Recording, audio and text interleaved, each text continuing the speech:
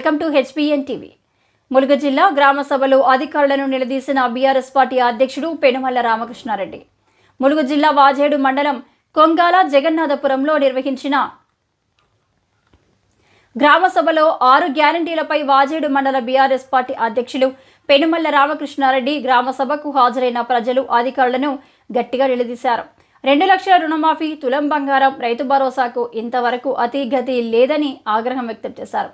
ఎన్నికల హామీల్లో కాంగ్రెస్ పార్టీ మోసాలను ఎండగడుతూ ప్రజల పక్షాన బీఆర్ఎస్ పార్టీ పోరాడుతూనే ఉంటుందని పార్టీ నేత పెనుమల్ల రామకృష్ణారెడ్డి అన్నారు.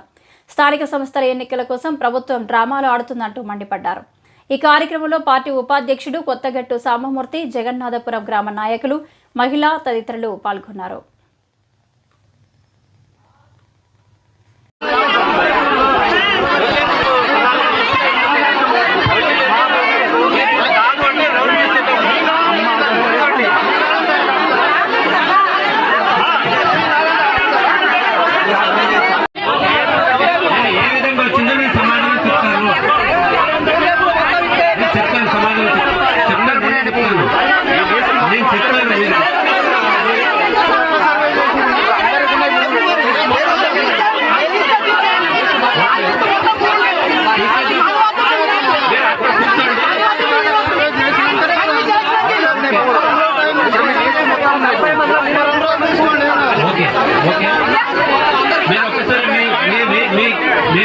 వచ్చిన దరఖాస్తులు గ్రామ సభల ద్వారా ఆమోదించుకొని అదనపు కుటుంబ సభ్యులను చేర్చడానికి ఏర్పాటు చేస్తున్నాం.